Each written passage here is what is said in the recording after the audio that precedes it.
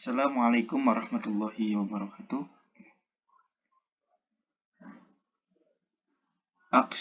Auxiliary verb. Pengertian auxiliary verb adalah kata kerja yang digunakan untuk memperjelas kata kerja utama.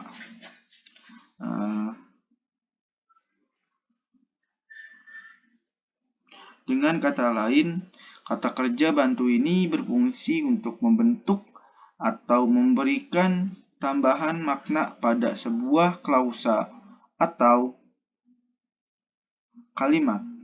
Oleh sebab itu, auxiliary verb tidak bisa digunakan tanpa kata kerja utama.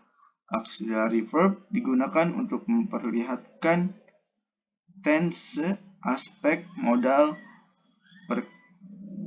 penekanan, dan lain sebagainya.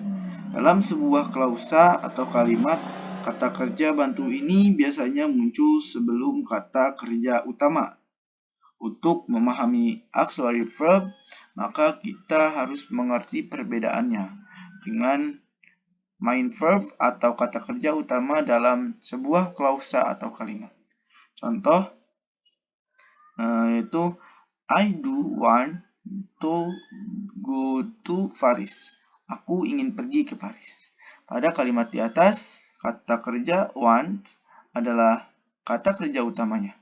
Auxiliary verb do membantu memperjelas kata kerja utama wish untuk memberikan penekanan sehingga membentuk makna yang menjelaskan bahwa subjek benar-benar ingin pergi ke Paris.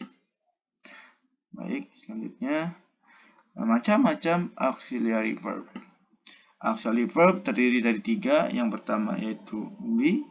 Be bisa meliputi I'm, is, are, was, were, been, being, dan to be, dan biasanya digunakan untuk menerangkan kata kerja, kata benda, dan present participle.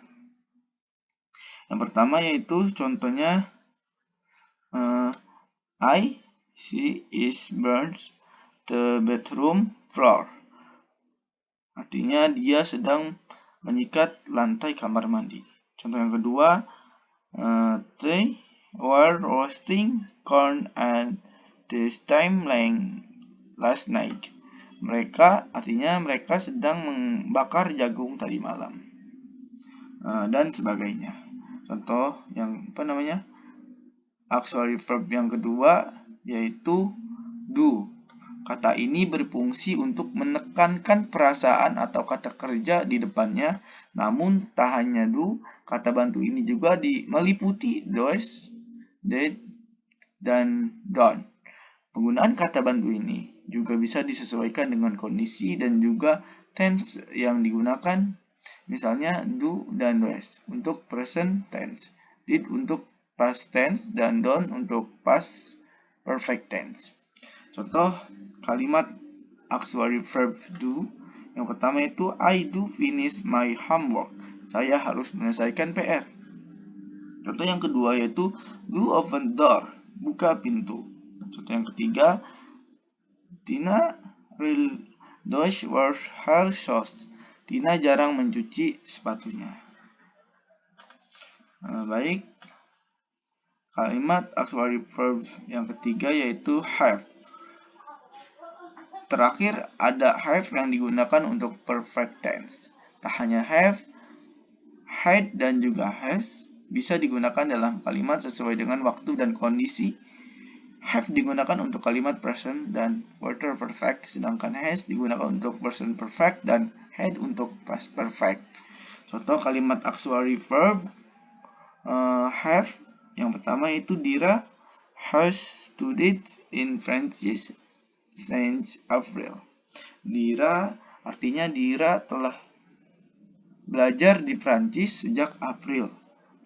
Contoh yang kedua, I had already eaten breakfast by the time I picked me up. Saya sudah sarapan sewaktu dia menjemput. Contoh yang ketiga, he may have realized his mistakes. Artinya, dia mungkin telah menyadari kesalahannya. Yang terakhir, contoh kalimat dari auxiliary verb have, yaitu my father might have read thick book. Artinya, ayah saya mungkin telah membaca buku ini. Mungkin cukup sekian yang dapat saya sampaikan. Wallahu muwaffiq ila aqwamit thoriq. Assalamualaikum warahmatullahi wabarakatuh.